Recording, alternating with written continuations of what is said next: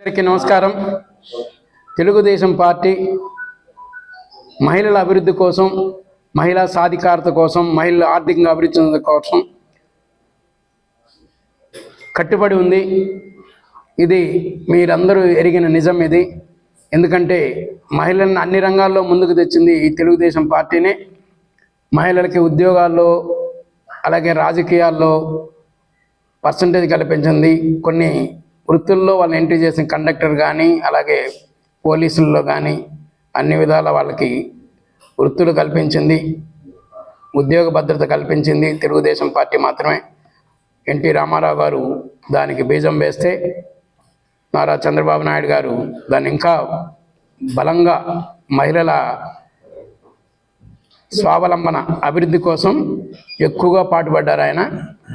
ఈరోజు 1,00,000 మంది పారిశ్రామికవేత్తలను తయారు చేయడానికి మా పార్టీ తెలుగుదేశం పార్టీ ఒక కృతనిశ్చయంతో ఉంది. దానికోసం కూడా బడ్జెట్లో అలొకేట్ చేయడం జరిగింది. అనేక రకాలుగా వాళ్ళకందరికి కూడా ప్రొవిజన్ ఏర్పాటు చేయడం జరిగింది.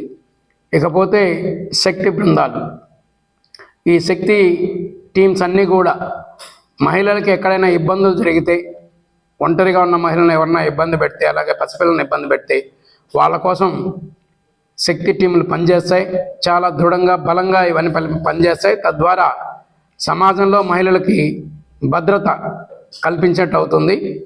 ఆ కల్పించడం కోసం పార్టీ ఈ ప్రోగ్రాం శక్తి టీంని కూడా తీసుకురావడం జరిగింది.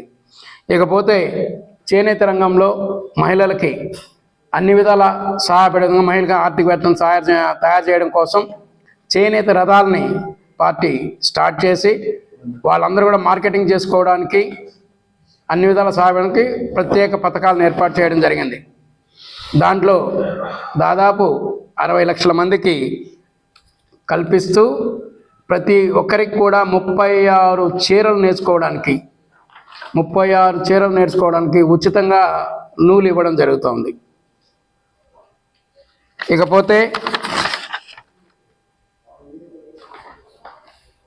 మహిళలకి ఉచితంగా కుట్టు మిషన్లు దాదాపు 1,50,000 మందికి ఉచితంగా కుట్టు మిషన్లు ఇచ్చి వాళ్ళందరూ కూడా ఆర్థికంగా ఎదగడానికి వాళ్ళకి సపోర్ట్గా నిలబడుతూ ఉంది. ఈ విధంగా తెలుగుదేశం పార్టీ మహిళల అభివృద్ధి కోసం కట్టుబడి ఉంది.